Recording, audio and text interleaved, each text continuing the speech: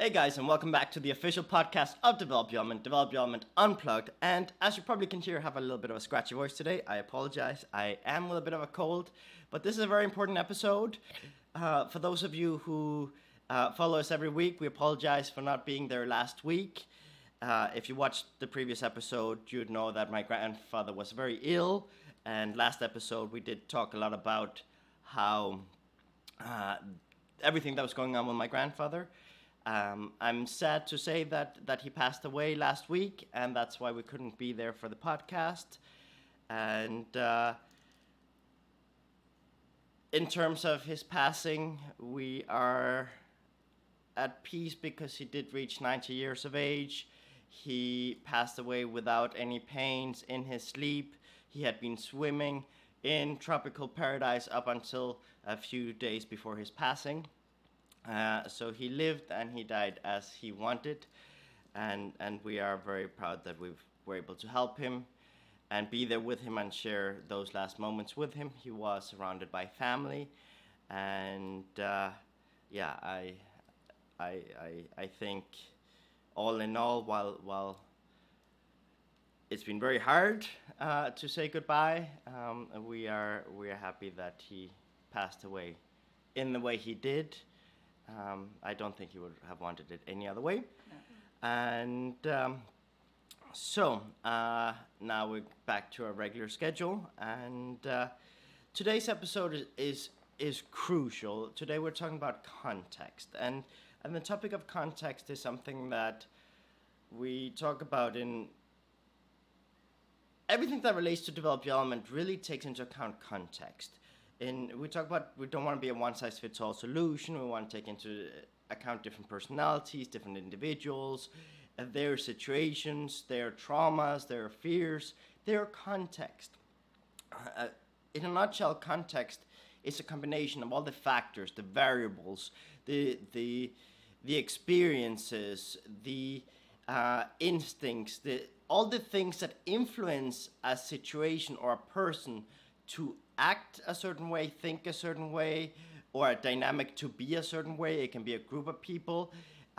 Any situation or individual is influenced by many factors, and the whole sum of those factors is what we talk about in terms of, like, that's their context. So I'm joined here by my mother and my sister, and they have different contexts. They have had different experiences, different friends, different traumas, they have different personalities, they're wired differently, they have different instincts, they have different goals. So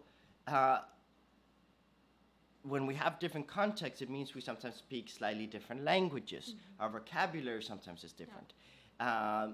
On the topic of my grandfather, his context is the context of someone who grew up before computers, before television, before a lot of different things that we are used to today.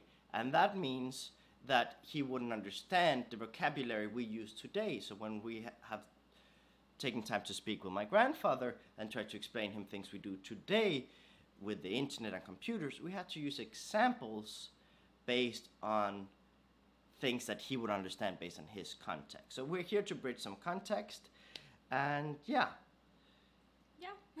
Yeah, no, I think it's very important what you're getting at, because, you know, just because we're officially speaking the same language, like, okay, we're all speaking English, or we're all speaking Spanish, or we're all speaking Japanese, it doesn't mean that we're actually speaking the same languages. We're speaking from our experiences, we're speaking from our education, we're speaking from what's natural for us, what we think about day to day, what occurs to us day to day, and that's very different from another person with a completely different life. Yeah, we have different needs, different interests, different lives, and if we don't take time to understand the context of other people, sometimes we can be or appear to be insensitive, irrational, or not caring when we really do care. Yeah. And a year ago, it was the football, soccer matches, important thing all over the Latin American world, well, all over the world. And a few weeks before it started, I was talking with some people about Korea and how much I love Korea. And somebody got very angry with me, and I was like, what's going on? And I was told I was unpatriotic, and this person really got very angry with me. And I was, what's going on? And then I remember, oh, it's the football match, and probably Korea is in a different team, and they thought I was Rooting for the rooting for competing that team. country, and they never took time to ask me a question. Yeah. So I was left like, what went wrong? I mean, I was just talking about a country I love to travel. My students there are amazing. All my team in Korea is amazing. So that's what I was talking about, and the food. I love Korean food. And that happens when you don't have time to take the context into account. Yeah, no, for that person most likely had spent most of their life in Mexico, growing up here, loving this place and being proud of this place with a lot of good reason, but probably didn't realize that we have different lives. Like, yes, we love Mexico and we're very proud of being Mexican and we're happy to be here, but that doesn't mean we haven't fallen in love with other places and people from other places, you know?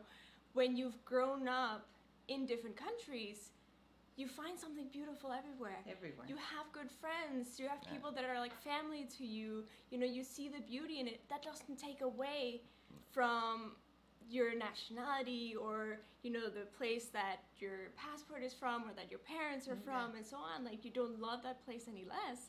You just love the other places too. Yeah, and when we talk about context, one of the biggest challenges with context is that we basically just read the headlines. Yeah. Like, whether it's news or in reality. Right now, my mother's story, they read the headline without trying to understand the context. Yeah.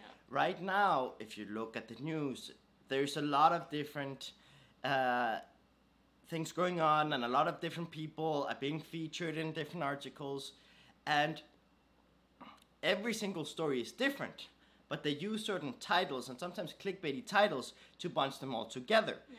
And then when you actually read the articles, all of a sudden you have people bunched up in the same category that really shouldn't be bunched up in the same category. And that's because we read the headline. So right now, in the last many months, I've read so many articles where they've investigated different people and their mistakes and their past and their abuses and different things. And they use very much the same titles, the same descriptions. And then when you read them, some of them are absolutely super scary, terrifying, like very deep stories. And some of them, there's not much like substance and it's just a kind of lightweight clickbaity title. But when you just read the title without trying to understand so what's the actual story? And the reality is we sometimes do that with our friends, with our family. We just look at the headlines, we just look at the main talking points, and we don't ask further questions. We don't try to investigate. We don't try to understand them really. We just go, oh, this is different from how I would have approached it, or this reminds me of this experience I had in the past with a different person, so I'm automatically going to judge this person as being wrong. We've had that here many times where someone does something on the team or in our family that reminds them of a traumatizing experience they've had with someone else. Yeah. And then that other person or that other experience, while that maybe was done with malintent and with a different context, maybe the situation in the moment, there was no malintent. Yeah. There really was a very different context, but because something reminded someone of something in the past, then it's like, ooh, this is bad. So what we are asking you to do with context is try to understand every individual's context, both as individuals, but also each situation, because contexts change. Yeah. The conditions change. There are so many factors that influence every single person. I mean, she might wake up tomorrow and have more pains. She might wake up tomorrow and have gotten a message of someone who passed away. She might have gotten a flashback of some memory of some thing that happened to her in the past. And if I don't have that context, and then I see a difference in behavior from her, I might take that personal. Yeah. But if I take the time to understand, why is there a difference in behavior, then it's not about, that person is wrong, or I'm wrong. It's, today this person might need more patience, might need more empathy. And I think that's very valuable. But also we have to take the time to share our context. Yeah. And bridge the gaps. I think that's something that's very important, to take a certain level of personal responsibility to share your context, because we often expect or want people to be able to read our mind and just know what's happening, to understand how we feel. But right now, for example, there are a few things going on in my personal life right now that do have me a bit more stirred up than usual. So I don't have as much social energy as I usually have. Things are more of a challenge for me now than they would be even like a couple of weeks ago. But I've been communicating that, okay, I'm in this situation, these are the factors that are influencing me, this is how this is affecting me emotionally. And so everyone's been able to support me a lot because they know what's going on. Whereas I remember during my teenage years in a similar situation, I would feel so misunderstood. I would feel that people don't care. I would feel that people are inconsiderate and rude and making fun of me and things like that, because I wouldn't communicate my context. So people had no idea what was going on. They had no idea what buttons they were pressing. They had no idea how they were affecting me. No, and I can give you an example. Yesterday I was really very sad. It was a very difficult day for me. And not only my dad passed away, and as you all know, we've been taking care of him for more than 5 years. So he has been a very important part in our decision making and our everyday life, even when we were away from him. But 2 other friends passed. So yesterday I was very low. I didn't really want to move too much. I did the absolute basic things, and so this morning they thought I would not be here. Yeah. And I woke up suddenly very late, and podcast, I have to be there. Why didn't you wake me up? Oh, you were so bad yesterday. Today I have a little more energy, I'm here. And exactly, those are the things that sometimes we forget to communicate. We forget that the other person might not be understanding the same way. Yeah. The words we are using might not be the right ones. The way we talk to them might not be the intensity they require in that moment. So it's very important that we feel in people what is going on. Yeah, and one thing that happens a lot in long-term relationships, whether it's romantic, family, friendship, work-related, when you have a long relationship with somebody, it's very easy to think you know them, think you know the context, and just kind of leave it at that and start making assumptions on the other person's behalf, making decisions on the other person's behalf.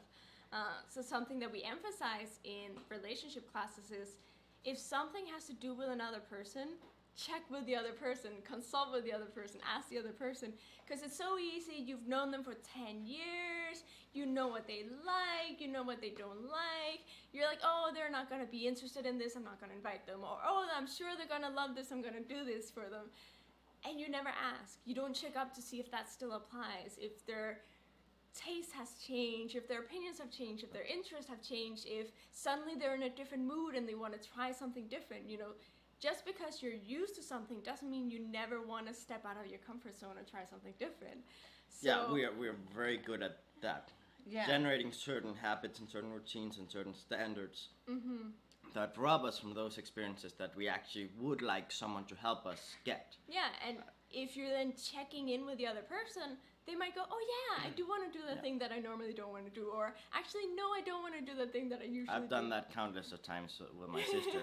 Like, I've just assumed she wouldn't want to be part of something, because I know, in the past I've seen that maybe she wouldn't, and then in that day the context is different. So no, and it happens to me because my ex-husband, their father, one of the jobs he gave me as a wife was that I would do the social part and I would answer for him because he would. Context. He's more introverted. She's more extroverted. And Itzel too. For many years, for most of her childhood, I answered for her. Yeah. So I was trained nearly or forced to answer for other people. And so whenever I see an introvert or a shy person, I would answer automatically. And sometimes I don't even have the context. Yeah. And it's like, oops, I did it again, you know? No, and the good thing is you're aware of it, so you stop yourself and you go, "Oh, I'm sorry, I was answering for you. You can go Yeah, ahead." but it's such a habit I have. It has been Yeah. very difficult for me to break from that habit. And I have that instinct now that I have to protect them because they don't want to be seen. They don't want to be heard. I will talk for them. And it happens so often. It's incredible. Yeah. I'm getting better at it. And as you say, I'm aware of it. But still, sometimes I'm sure I have done it No, without that- realizing. The point here is make sure, even with people you've known for a long time, to follow up with them and refresh the context, like your understanding of the context. Because while there are certain things that are constants in people's lives, there are many things that are constantly changing. Yeah. And my sister's context, my mother's context, my context today versus a week ago versus 2 weeks ago versus a month ago versus a year ago, Yeah. totally different. Yes. Totally different. And we're very good at judging people based on just face value. And this happens also in relationships and a lot.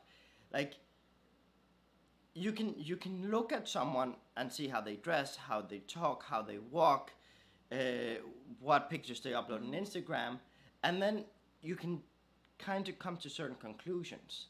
But when you get to know the person and try to understand their context, all of a sudden you might realize that what's being shown to the outside and what's really happening with that person on the inside are totally different. Yeah. You look at my Instagram, I mean, it's full of professional stuff, travels all over the world, all kinds of different stuff. But that's not the standard for me. Like, all the stuff you're not seeing behind the scenes, all the nights I've been with my grandfather trying to get him to eat, all the different things like that I don't share, right? Yeah. And I shared a bit last episode because it was a relevant topic. And I realized that I was too emotional to go on air without sharing my context. So I decided to share. Listen, this is what I'm going through. This is what we are going through. So if you see me a little different this episode, this is why. Mm-hmm. But we have to understand that many times we also convince ourselves that a certain person is a way that isn't really genuine. How many times do we convince ourselves that a person is a certain way because that's how we want them to be, instead of how they really are? Yeah. So for many years before I had the knowledge of personality psychology, before I had the knowledge I have today, I had certain expectations for certain people, and I would kind of force certain dynamics. I never did that with Itzel, ever at all. I would force certain dynamics that weren't real, weren't viable, Yeah. because I had this desire to help based on my context, and I didn't understand her context. So, for example, we've mentioned this story many times, but her being more introverted, me being more extroverted, I would push her to socialize more. I would push her to do the things that worked for me, but what worked for me had the opposite effect on her. Mm-hmm. So understand that if you're dating someone who has a totally different personality, who has totally different interests, it can either enrich the relationship because you can complement each other, and you can support each other, or you can clash because of those differences. Yeah. But the important thing is to communicate your needs, your instincts, your desires, your goals, where you're heading. Communicate as much of your context as possible, because then it's easier to collaborate, plan together, make plans. No, also if you are very similar, it's still very important, because Yeah. if you're very similar, it's easy to start projecting and go, oh, we're the same. Oh, they're gonna like what I like. They're gonna feel the way I feel, because we're always so similar. So it's, whether you're different and need to communicate because of that, or similar, you also need to communicate because of that. Yeah, and another thing also in sales, you have to listen to your client. Yeah. You cannot just assume, even if they come and say, oh, I want this house in this neighborhood close to the school. You think you have some context, but if you don't take more time to understand why do they want to be close to that school, Yeah, why are they moving? What's their budget? Who's involved? Who's going to use the space? How are they going to use the space? What do they need close by? All that information is super relevant in that moment. and they might also change. As I mentioned, two people passed away this week. One this morning, and she was a very young woman, very young, very healthy, very happy person. And my friend Yesenia just called me this morning and said she passed away, and I was like, what? I mean, it was something totally out of the blue. That something like that changes the life of the whole family, right? Yeah. But sometimes there are small things, like the kid being suddenly bullied from one day to the other, or the mother getting sick, or transferred, or whatever. You want to have a dialogue with your clients. You want to get to know them and have that kind of degree of intimacy, of knowledge, so you are aware when something might be changing. It's very important that we get used to considering context all the time. It generates more empathy. Like, for example, yesterday I was talking to a friend of mine who's a teacher, and she was telling me that there was this student in the class that would bully people and hurt people and be really difficult in class.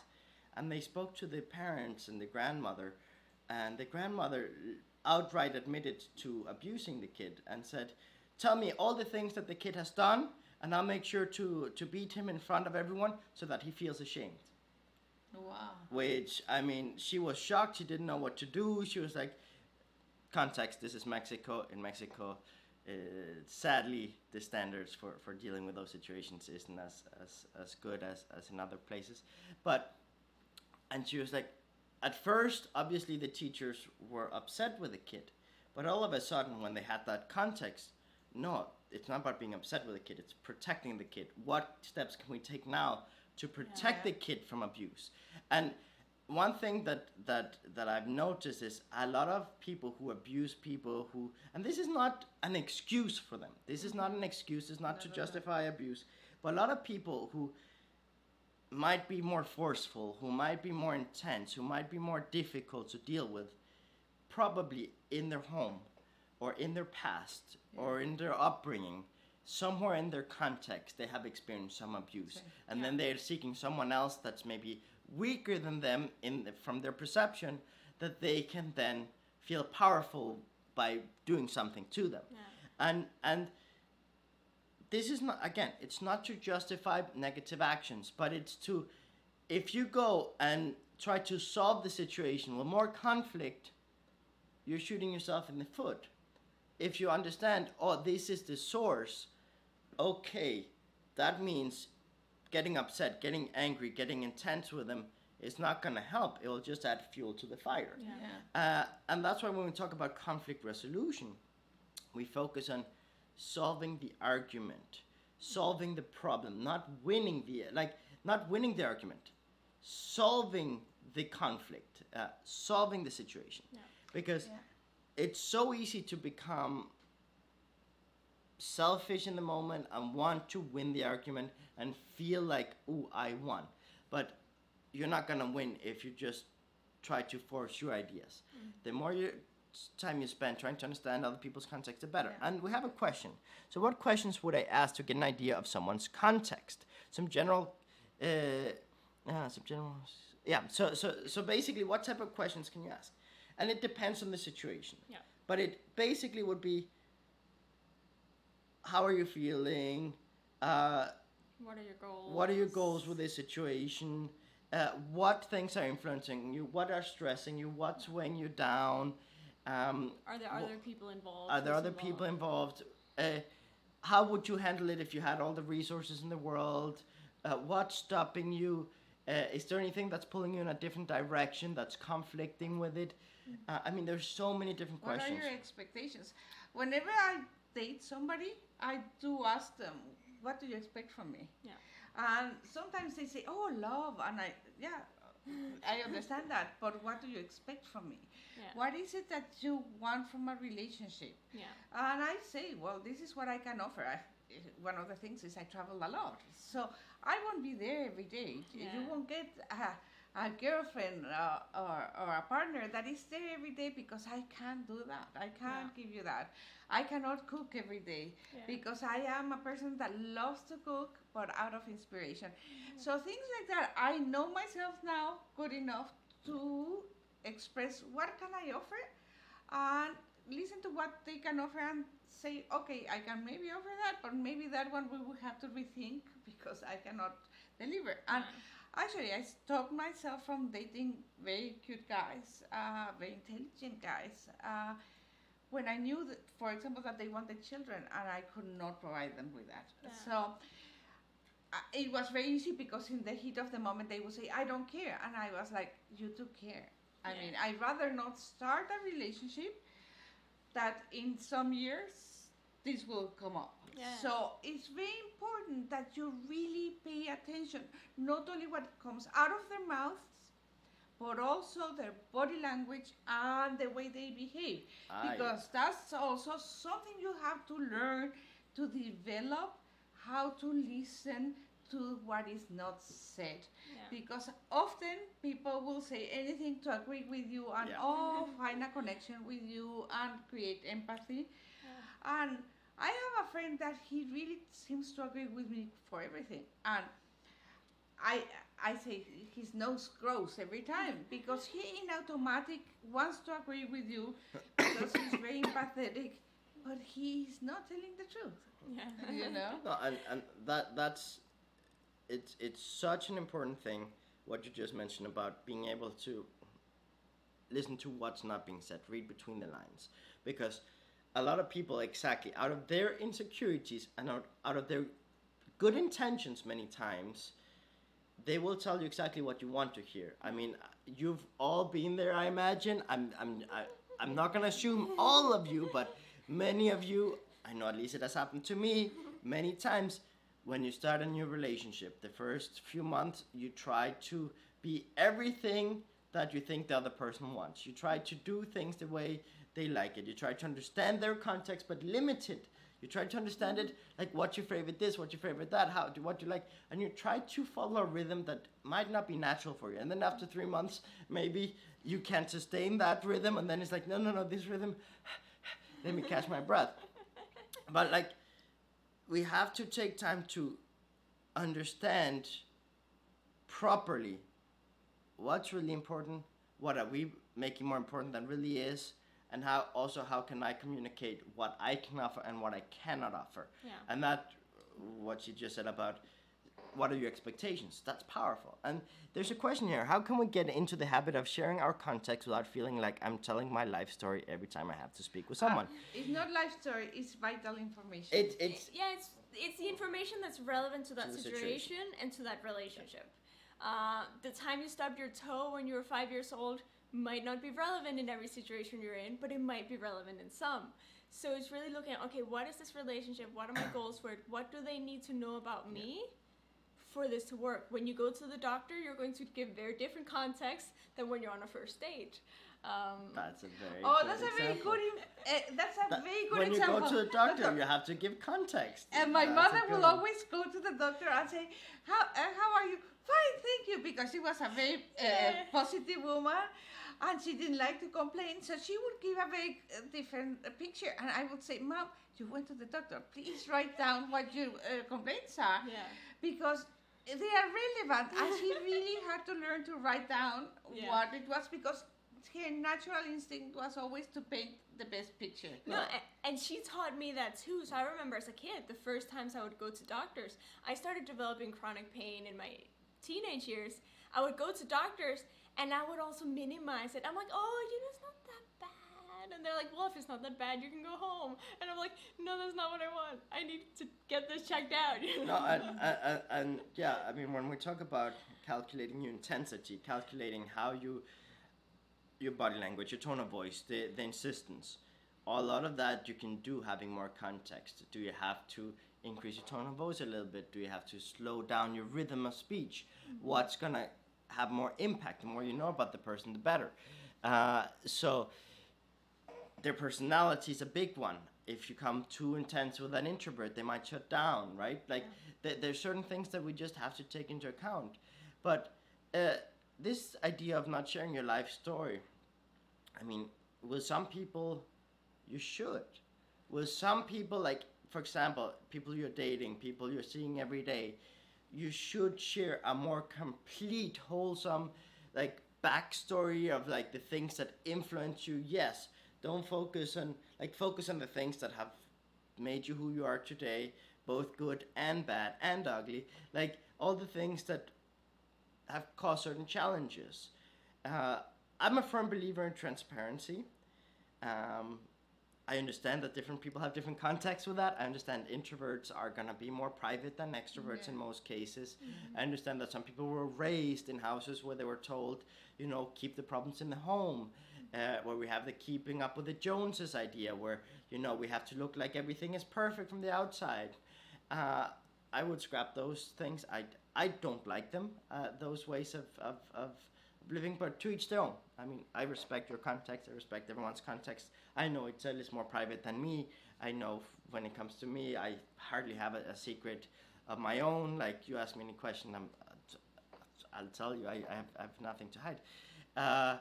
But I think the more you communicate about something, the much easier it is to get along with people.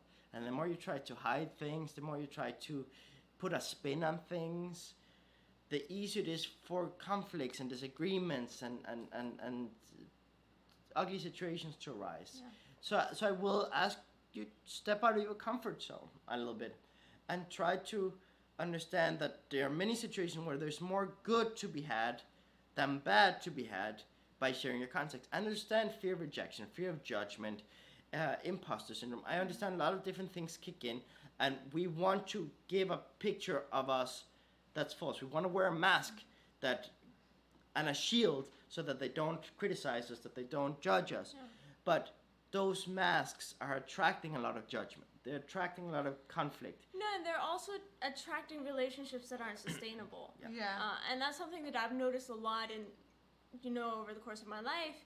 There are a lot of things that I was encouraged not to talk about. Like, you really shouldn't talk about that so much. You shouldn't talk about that in public. I was raised with this idea that I have to be very proper and perfect in public, and everything has to be wonderful and let me and just say, rosy. she has been a victim of all kind of abuse, and those things you would not speak outside the family. Yeah, that was no. Even with the psychologist, at one point, she was not supposed to tell the psychologist, which. Yeah. I had to put my foot down and say, he's a school psychologist, you should talk about it. Yeah. But even there, she was advised not to talk about things. And what happened as a result of that is I would have relationships that just were exhausting, were difficult, where I felt like constant pressure to keep up that image that I created. And I didn't know when I could let my guard down. I didn't know who I could trust. I didn't know who I could open up with. When was the right time to open up? It was very, very difficult for me. Yeah. And when I started going, taking certain risks socially, I'm going to maybe make this joke, I'm going to maybe tell this story, I'm going to maybe share this. Bit by bit, I've started making much better friends and having much better connections with people because people now see me as human and they feel closer to me. I'm more approachable to people now. But also, suddenly people are like, oh, I've had that too, or my friend has that too, or my cousin, or people start relating on a personal level, and suddenly I don't feel as weird and different and odd and like a freak, and suddenly they don't feel as weird and different either, And it can heal a lot of things. Yeah. When you start building connections over the things that you thought you weren't supposed to talk about, you thought were wrong, you thought were bad about you. Most people have something. Yeah. Something that they feel insecure about, something that they feel is wrong, something that makes them feel inadequate in some way. And even if it's not the same thing you both have, being able to share some of it is like, oh, okay, not everyone is perfect. Like, it's not everyone is perfect and I'm the only one And that's having messed up. different contexts can also enrich your life. Yeah. Yeah. Because I know we've had many conversations where we have kind of reinforced a certain idea on a certain situation because our environment has been sometimes limited to people with the same beliefs as us. Yeah. And then, for example, we start talking about, well, yes, this is correct, but if you put yourself in my situation, look at it from my situation, I have a different context than you. So the way I process this data is different than how you process this data. Yeah. So your reality is not my reality. No. And that doesn't make you wrong and that doesn't make me wrong. We just have different realities. And it's a lot because of our context. Yeah. And I think our lives have enriched a lot ever since we're willing to also critically look at what ideas do I have that are very firm and very strong, and how have they been reinforced by my context, my belief system, and my environment, and how can I maybe have a little bit more data, widen the data pool, talk with people with different contexts to generate more empathy, because there's a reason why each person thinks and does what they do. Yeah. It's their context. Yeah. And sometimes, I mean, in politics, there are many different ideas, right? And many ideas stem from good. Not Yeah, always, but many do stem from good. And sometimes we can disagree on how to get to somewhere, but many times where we want to get is very similar. Yeah. And like, we just have to understand, why did you come to think that that's the ideal situation, and why did I come to think that this is the ideal situation, and how can we find common ground? Yeah, if you're only looking at this is my argument and my way of doing things, this is your argument and your way of doing things, it's very easy to clash and argue and, you know, focus on who's right and who's wrong. But if you look at, okay, what's behind that? Why do you have those ideas? Why are you doing it that way? What is the root problem you're trying to solve? Then you might realize, okay, the root problem is the same. Once you realize that, you can have a different conversation. It's Yeah. not that you're going to give up all your views for someone else's. It's if you understand the commonality, then you can discuss in a different way. You can negotiate in a different way. You can, you know, figure out a solution that works better for everyone. And it can be the root or it can be the goal. You can have a common goal. Okay, so if this is a goal, how can we approach it that it works for both of you? Us? Yeah. And something I love about Janek, he always talk about creating situations where everybody wins, a win-win situation. And I think for me, that enlightened me. And I don't know, the word win is such a beautiful word that the way he communicated, I realized, oh, this is a way to solve a lot of problems. Yeah. Finding that thing that will allow us both to win, you know, then it becomes very exciting to create, and it changes the dynamic. So relationships, sales, business, everything changes when you focus on how we can all win. Yeah. What are the goals that will allow us all to feel... In any negotiation, if you want the negotiation to be successful, all the parties involved have to feel like they've won to some degree. Yeah. There will have to sometimes be some compromise. But most often, once we understand this is the main priority and focus for this person, this is the main priority and focus for this person, this is the main priority and focus for this person, these other things are the more flexible. This one is one where we disagree on a lot. Why do we disagree? How can we come to common ground? How can we fix it? And yes, one thing I've noticed is a lot of people's insecurities and their egos come into play. And if you take the ego and put it aside for a minute and focus on the situation at hand, and really it's not about who's right, who's wrong. No. Because in almost every situation, everyone is right and everyone is wrong. Because everyone is right based on their context and wrong based on the other person's context, and that's okay. But find the common ground and spend time understanding the context. So sit down and be like, what are the relevant factors right now? What are we really talking about? Let's not focus on the past. Let's focus moving forward. Yes, we can learn from the past, but let's keep our eyes on the prize. Let's focus on what's the mission at hand. And that's something very powerful when you start implementing that in even day-to-day conversation. Not invalidating people, because we're so good at invalidating people even without realizing it, because we have ideas of some ways of doing things. We have read clickbaity titles that say this is wrong and this is correct, or this is the best way to do it, or this, like one-size-fits-all ideas that I hate. And then we reinforce those one-size-fits-all situations, and then they don't apply to the context at hand. Yeah. So take time, and it's like when we talk about, like, anyone who's worked in sales knows the more questions you have, the more ammunition you have to actually have a precise strategy, say the right words, provide the right solution, solve the correct problems, and provide them with a solution that they will like in the long term, that they won't return or be upset about, so that they return and buy more. If you look at every single day of your life as, okay, let me investigate, let me understand, trying to understand people, just having more empathy in general, like, is powerful. And the best way to do that is, the easiest way to be more empathetic is understand, value, appreciate, and respect people's individual context without invalidating them. But yes, be willing to also take the time to educate other people based on your context without invalidating them. Because I've seen that. One thing that we've seen a lot in areas where we have had maybe different contexts is, in the beginning, there was a lot of like, this is pure fact, this is the way it is, and it's non-negotiable. And then over time, it's like, okay, well, this is real, yes, but let me understand your context. Yeah. Let me understand why you feel the way you do. Let me understand why. Oh, okay, so yes, this might be real, but this is also real. Yeah.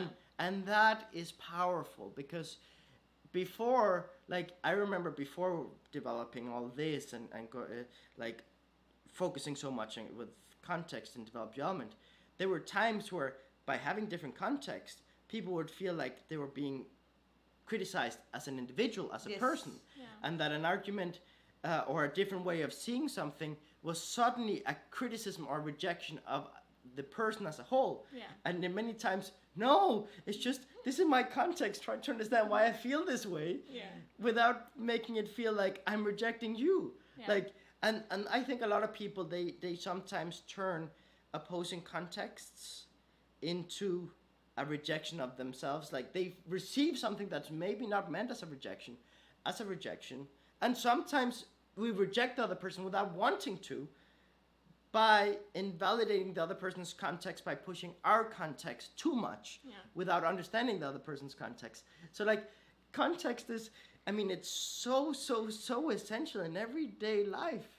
Like, the more you understand about a person, why they do what they do, why they think the way they think, what traumas, what experiences, what goals, what personalities, how are they wired, what are their instincts in any given situation, the easier it is to find common ground and collaborate and communicate and share, but share in a way that the other person can value and appreciate more as well.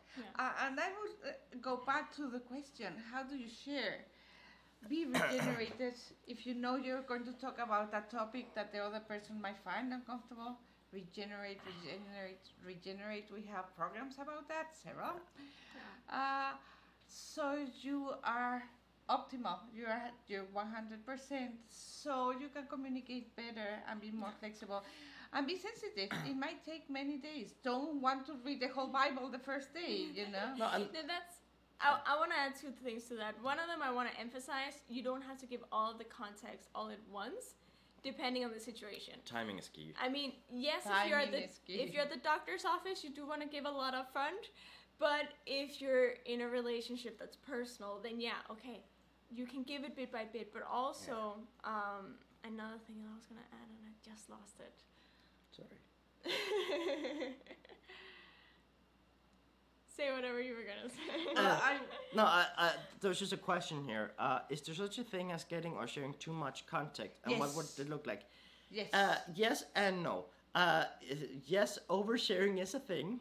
Oversharing is a thing where sometimes it can be overwhelming. But I think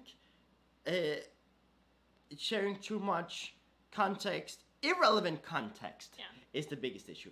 Like someone who is oversharing a lot of details that really make no difference in the situation and maybe just make you dizzy, and then you're just like, holy, I have no idea I don't even know where to start now because I've been bombarded with information. Yeah. So there's the factor that Itza was saying, that not all at once, timing is key, little by little, shared when the other person is in a regenerated state, ready to receive, ready to understand, ready to be empathetic. Don't bombard them with all like a 5-hour conversation with all the context, and then the next day they remember maybe 20% of it because they've become a mess. So yes, little by little. It's more so that quantity in total, it's quantity in one session, I think, and also relevance. What's relevant, what's not. But I will say there are certain things that we assume are not relevant that many times are very relevant. So try not to be like, oh, that's irrelevant, because we're very good at diminishing our thoughts, our opinions, invalidating our own thoughts. Oh, no one is going to care, no one is going to understand, no one is, they're going to think I'm crazy, they're going to think I'm weird. So many times we justify why we shouldn't share that. So don't do that either. I have something. If you have a story in your head that you keep editing and repeating and hoping somebody will listen to it, look if you are hiding behind that story and it has become a story instead of context. Yeah. Sometimes we have our soap opera in our head, our sad story that we keep editing and hoping somebody will understand it. If you have that story, it's probably not context, but it's a series of things you have used as a shield not to start a better life. Yeah. We all do it. Mm-hmm. It's very natural to have that. It's as simple as, are you sharing your mask and your shield, or are you sharing the real truth? Exactly. Yeah. But sometimes we don't know. Yeah. We are so attached to our story. Yeah. Our sad story, the story of our life, that we get lost in that story and we don't notice it's just a story. Yeah. No, and that's where sharing it bit by bit can be really helpful in realizing that. Because if you're telling the whole story all at once, you're saying it the way that you always say it to yourself, the way that you've packaged it, and that's what you're delivering. If you're giving sort of context bit by bit, like, okay, yeah, this has happened, this thing, I've felt this way before, I've done this once upon a time or several times upon a time, then you start getting feedback in the moment before you've packaged it, which can be scary and uncomfortable if you have insecurities and if it's a touchy subject for you, but it can also be really valuable because someone will say something or look at you a certain way and you'll go, oh wait, I've had many times where I've shared something or I've said something, and just from the way a person looked at me or what they said or something they asked me, I realized, oh, this was a story based on this situation that happened many, many years ago, and I'm still applying it to my life now. Yeah. But it has nothing to do with what's actually happening in my life. Another tip I will give you is about sharing. So share a little and ask a question. And expect and listen and pay attention to their body language, to the words they are using and what they are saying, because they might also have their own story. So little by little, sort of, everything goes both ways. I drop a little. I'm present with what I'm saying, not in automatic, because if you go into automatic, you're in your story already. So share a little, stop, listen to and notice what they are saying, how they are reacting, and ask them a question. So it becomes a dialogue. If you start a dialogue, you have won. Yeah. You want to always have a dialogue. Also with yourself, like if you're working with insecurities or you're working with a difficult situation, you also want to have a dialogue with yourself where you're checking in with yourself. Do I still like this? Am I comfortable in this situation? Yeah. Is this relevant? Do I I need something that I'm not acknowledging, or do I think I need something that I don't actually need anymore? Like checking in with yourself, because sometimes, as we had said earlier, it just becomes a habit, because in the past you've needed this, because in the past you've reacted like this, because in the past you've liked or not liked this. You start assuming that about yourself sometimes. So being able to check in with yourself, like, hey, is this still true? Is this still relevant? Does this apply to the situation? It can help you realize, oh, actually, maybe I've grown a lot, or oh, maybe I'm in a very different situation. This is harder now than it usually is, or oh, maybe the context is completely different right now for me. Yeah, I have a client. We've been talking for several weeks now, and her story was so strong that she has got lost in the story that I don't want to say it because she's still a client, and but an event that happened 15 years ago has her still there. And when she came to me the first time, the way she talked about it, it was like if it had happened yesterday. Yeah. And it took me several days to find out this was such an old thing. And then I was able to ask a different set of questions, but she was in so automatic. She had story automatic 1, 2, 3, 4, 5, 6, 7. She has had 15 years to perfect several stories. I had to really pull apart every single story, and suddenly I realized, oh my God, this has been going for 15 years. It has nothing to do with all the things she has been telling me up till now. These are her stories. Talking about that, I think another good thing to emphasize is different contexts, different people respond to their past in different ways. Yeah. Some people are very good at blaming everyone else and not assuming responsibility and not be self-aware. Some people are very good at blaming themselves for everything and judging themselves for everything and not holding other people responsible and feeling that the weight of the world is on them. Some people are very good at blaming everything on one specific situation and attributing everything to one specific situation because it's easier to attribute it to one situation instead of taking responsibility and control. When we talk about these sort of things, one thing we want to make very clear is we understand and don't want to invalidate anyone's past. I know most people have had traumas, have been victims of abuse, have had some very difficult periods of their lives. What we're talking about is if you want to move forward, if you want to heal, if you want to basically set certain goals and reach certain goals, it's important that you look to the past not as in the rest of my life is now this because of this, but rather as an opportunity to celebrate just how strong you are, how you've survived and overcome and grown and dealt with adversity, and you're still here, you're still doing things. Because a lot of people I meet so many amazing people that feel so insignificant and powerless because of some event in the past, and they don't acknowledge every single little win they've had. We in previous episodes, Itzel and I have talked about this. Some people, they have such strong anxiety, so strong panic attacks, so strong depression, that just getting out of bed is a win. And celebrating, wow, I got out of bed today, or I ate today, or I did this today, or I got out of the house today. For some people, that's a win. And you got to celebrate all those small wins. And yes, set some goals. Be like, this is, maybe my low point or my trauma, my this. But I don't want to reinforce it. What can I grow? What can I learn from this? And how can I get to where I want to be? And maybe change certain dynamics to, in some situations, reduce the risk of living something like that again. But really focus on moving forward and using that as a source of inspiration for some level of growth. Obviously, each context, each individual is different. Each trauma is different.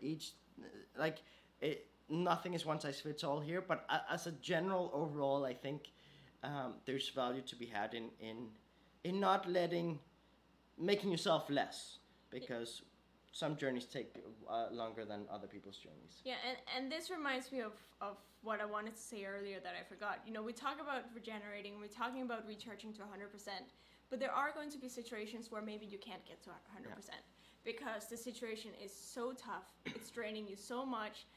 maybe 10% is max you can get. Maybe 0 is max you can get in that moment. And one thing that I've learned that has really changed my life is sometimes allowing yourself to get drained now and dealing with a difficult situation now can help you regenerate more in the future. So if right now your max capacity is 10%, maybe spending that whole 10% on dealing with a situation, changing a difficult situation, can help you later get to 50% and increase your max to 50%. And then once you're there, okay, you invest a 30% on another really difficult situation, but then you can increase your capacity to 70% perhaps.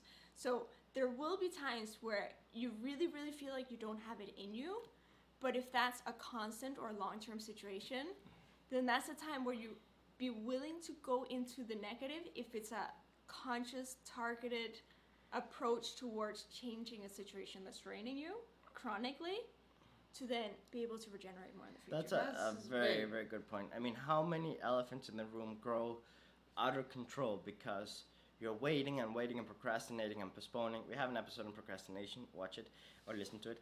How many times are you procrastinating the pain, the difficult period? How many times are you procrastinating going through something difficult, when really going through that will take you to a new level, a new quality of life, a new sense of relief, a burden lifted off your shoulders? Because many times in our minds, we are the best at imagining all the worst case scenarios. And then when you actually are in the situation, many times it's way easier, way better than what you thought. There have been some things that have generated a lot of anxiety for me for many years. And then I faced them and it's like, wow, this happened in a much smoother way than what all my years of anxiety really led me to think was possible. And that has happened to me many times. And we are very good at generating that kind of anxiety and like, oh my goodness, it's going to be so bad, it's going to be so bad. And sometimes, yes, it's bad and it's uncomfortable. And we talk about this a lot in development. Sometimes to get to where you want to get, you got to go through a period of discomfort. You got to go through failure, through rejection. You got to go through those things to grow, to learn, to evolve, to build new capacities, to learn new skills, to expand your level of consciousness. But you got to go through it sometimes. And what Itzel is saying is sometimes, even if you don't feel prepared, just getting it out of the way, facing the elephant in the room, getting it done, can sometimes disburden you and liberate you like nothing else can. Yeah, and you have to go through it. I'm going to change the topic a little. Listening to people will make you more attractive. Most people want to be heard. Yeah. Most people haven't been asked questions, relevant questions in a long time. So if you take the time to listen to them, to pay attention to them, to remember things, you will become the best friend, the best salesperson, the best partner, the best father, mother, daughter, whatever. There's nothing that people need more than to be heard. Heard without judgment. I think that's an important thing to emphasize. When we were going through this with my grandfather, I mentioned it last week, Alvaro, who probably is watching right now, when we were going through all this, we were overwhelmed, and the first thing he said is like, I'm here for you, I'm here, and I can listen to you without sharing my opinion, without judgment, without anything, just here, I'm here to listen. And in that moment, it was like, wow, all these people around me are telling me exactly how I should take care of my grandfather, everything I should be doing, and how I should be doing it, and how I'm doing it wrong, and the suboptimal way, and having someone just say, I'm here to listen without judgment, without talking, just like, wow. Yeah. and I've seen that when I've started new relationships or met new people or kind of helped people through rough times, when I've said, listen, I have no judgments. You can share anything with me. I'm not going to criticize you. I'm not going to think less of you. I don't care what you did. I don't care what you've done, where, with whom. The past is in the past. I don't care about your past. I care about where you're going. And I've had a lot of people being like, no, I'm a bad person. I'm a terrible person. I've done this. I've done that. And when they've then been informed that, no, you're not bad. This is a normal situation. This is okay. It's like a big sense of relief happens. Yeah. So definitely take the time to to communicate to people that you're there to listen to them without judgment. And yes, ask follow-up questions. Instead of having answers, instead of having solutions, which there are times that you need to give answers and solutions, sure. But many times the best thing you can do is just ask follow-up questions where they themselves will come up with an answer, because many times they know the answer, they just don't have the confidence to face it, and they need someone to validate their idea. So that's very, very powerful. And again, a way you can notice when you are listening actively or not is if you're listening and as soon as they start talking, you're having solutions in your head, trying to have a comeback, trying to have a story. Oh yes, I have the same thing. The same thing happened to me. You're not listening anymore. You are in automatic. So you really have to pay attention to that, because it happens to me sometimes that I immediately start like trying to find the solution. And no, that's not what they're asking for. Tranquila, take it easy, baby. And it's so funny because yes, we are so naturally inclined to help and come with a solution that we go into automatic and we stop listening. Yeah. No, and also a lot of us, we've been taught that silence is awkward. And sometimes it is, but a lot of silences, they don't have to be awkward. Sometimes there's silences because you're listening, because you're processing, because you're paying attention, or because there's just a level of comfort that you don't need to fill. But if we have that instinct of, oh no, there can't be silence, silence is bad, then we're always listening just enough to be ready to reply, to say the next thing, to make the next comment, to keep filling the silence so that no one gets uncomfortable.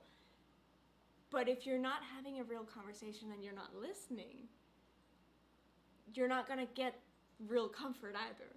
And let me say, I have two elements that go into the introverted side. So I love silence.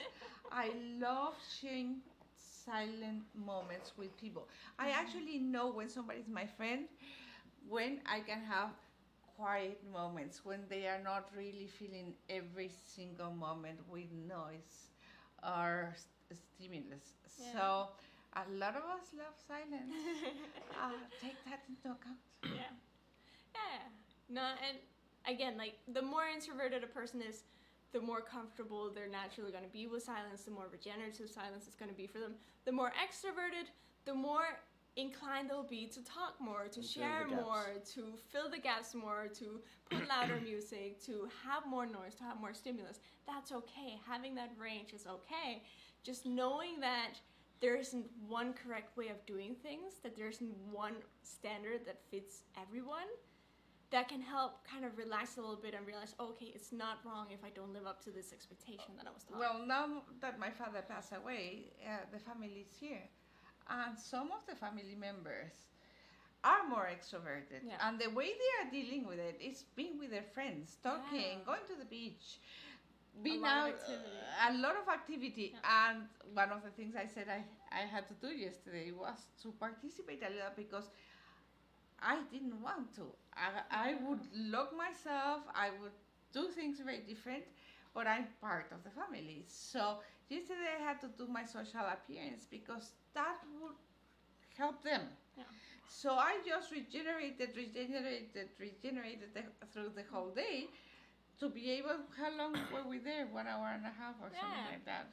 Yeah, you don't have to give up who you are and your needs completely, but being able to give an hour or give a day, depending on the situation, out of generosity and kindness to the other person, is really, really nice for them, for you, for everyone, to keep a positive dynamic.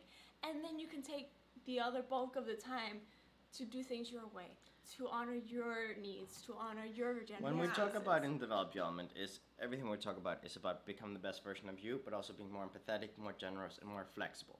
Meaning, yes, understand what you need, communicate what you need, give yourself the basic needs you have that recharge you and make you more agile, generous, and flexible. But use that to connect with people. Use that to connect with people who have different contexts. Use that to regenerate and enrich people's lives. Use that to help people. And yes, sometimes we have to step out of our comfort zone to help people. There are many times that we have to do things that we don't want to do. And in Develop Your Element, we talk about we have tools to recharge your battery, overcome insecurities, become more patient and empathetic with other people's needs and not judge them for their needs, and be able to work together with them and be generous with them. And that is essential, because if you use context as this is my context and it's just my context and you have to respect it, and if you don't respect it, you're not my friend anymore. I have seen some people do that. That's a mess. If you're forcing your context on people, that's a mess. No, you want to bridge gaps. So this is my context. What's your context? Okay, it's different. I regret that we look at things differently here. How can we find some common ground? How can I share why I have my context in a way with words and intensity, with timing that you can understand? Because there's a timing is key. Like, if I have to share why I disagree with someone on something that they're very passionate about, I'm not gonna go full blown like intensity with them. I'm gonna little by little be like, so this is where we have some common ground. Here's where we're a little different. Here's why. These are the experiences that have led me to form these thoughts. But I understand yours, and that it heals relationships. It bridges gaps. It brings people together, and it's beautiful if you take the time to do that. But yes, please don't get stuck in the me, my context. You're invalidating it, me. There's a common phrase like being is a contrarian when you go against everything. Oh yeah. Like, I once dated a girl who was very introverted, and she would always want to go to hotels that were fully empty, no people, very remote, very reclusive, and she would be like, this is the best for me. And I was like, I actually like when there's full of life, where there's people, where there's kids laughing and cheering. I love those happy sounds. And she would get upset with me, like, you're always my contrarian, you're always against me, you're always like the opposite of me, you're always invalidating me. And no, it's not that I'm invalidating you, it's I'm an extrovert, more extroverted than introverted. I'm an ambivert, really, but I have these extroverted needs and these instincts, so the way I process this environment is different. It's not that you're wrong or that I'm wrong. You're introverted, this is your best environment. I'm more extroverted, so my best environment has more people, has more ambience, and that's okay. But I've had so many times where I've dated someone where I have a totally different context, and then they think I'm being like against them, and it's like, no, it's like, we're gonna do some more introverted things, some more extroverted things, some ambiverted things. When you need to regenerate, I'm gonna help you, support you. Sometimes I'll join you, sometimes I won't. I'm not gonna, like, for example, if you have a relationship with two very different personalities, respect that the extrovert will have to go out more, socialize with friends, go to bars and things, and you as an introvert, don't try to match their rhythm, just trust them, and vice versa. Like, don't get offended that they don't want to join you for everything. Extroverts and some ambiverts want the family together and want to do everything in couple and everything together. Yeah. And sometimes you have to respect that they might not be able to follow that rhythm, that they may need some downtime. Like, and as an ambivert myself, I have both needs. Sometimes I need to be very social. Sometimes I need to disconnect. And I get that. But a lot of people don't. A lot of people think this is my context, so that's other people's context, and that's not true. No. But, go ahead. No, this is super relevant. I wish you can listen to it several times. I know it's a long program, but please, I beg you, listen to this one at least 3-4 times, so you get all the nuances, because it has a lot of information that if you really start applying it to yourself and to other people, it can change your life dramatically. You have no idea how much all these tools have helped us during this time of my father passing. As I said, my instinct would have been to hide away, run away, don't talk with people, and I actually upset a lot of people by the first days hiding, you know, and I had to do it at the beginning, and I was accused of being a non-believer and all kind of weird things that people accused me out of their pain, out of their need to give their condolences, to share their feelings with us. I was not ready the first days, and people just exploded and said things that in another situation would have been hurtful. Yeah. But I just knew, oh, it's from their desire to share the moment, and I haven't been open. So I took time to regenerate, so I could be out in public, receiving their condolences. And because my father was a hero for a lot of people, Yeah. he was a very wise man that helped a lot of people. So they needed to share that with me. Just for context, talking about context, I'll with my grandfather. We are here in Acapulco, in Mexico, in a coastal resort town, and we have some condos that where my grandfather chose to come here and live his last many years, and he wanted to pass away here, and he wanted to pass away in his old age without being dependent in his home, and that's exactly how it happened. But he was a very public figure here because since these condos were built like 50 years ago, he has had condos in this building. So everyone knows him, all the workers, all the staff, security, the pool attendants, maintenance, all the other people who own apartments and frequent this place. And right now, it's summer holiday, school holiday, so a lot of people. So it means every time we step outside of their apartment, people stop us to give condolences in person. And yes, for some of us, it has been a little difficult to be out there talking with people and processing it. We were a bit sensitive the first few days, and we didn't do any ceremony. We did, yeah. A lot of people would probably have wished that we did a more public ceremony where they could join, but first of all, my grandfather didn't want that. My grandfather was more introverted, was more private, and he gave very clear instructions as to what he wanted done, and we're following those instructions. But also for us, we prefer to keep it a relative private matter in the sense that, like, it's obviously with any loss, any period of mourning, it can be hard to keep processing it.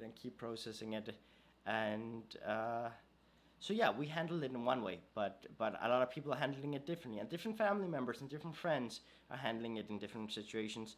And I think the important thing is don't invalidate people. No. Some people are gonna want to escape for a little bit. Some people are gonna want to keep themselves busy. Some people are gonna want to hang out with friends and distract themselves. It's all valid. It's all valid. We all do things based on what works for us, based on our instincts, and I mean, it's okay. It's okay. So yeah. I think that basically wraps up today's episode. I'm sure we'll do more in context. This is one of these kind of very recurrent themes in Develop Your Element, something we're very passionate about.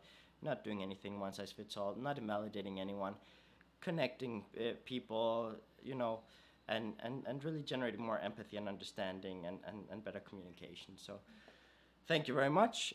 If you're watching us live or watching on YouTube, if you want to be notified when we have more of these lives, please click the like and subscribe and ring the bell so that you get notified.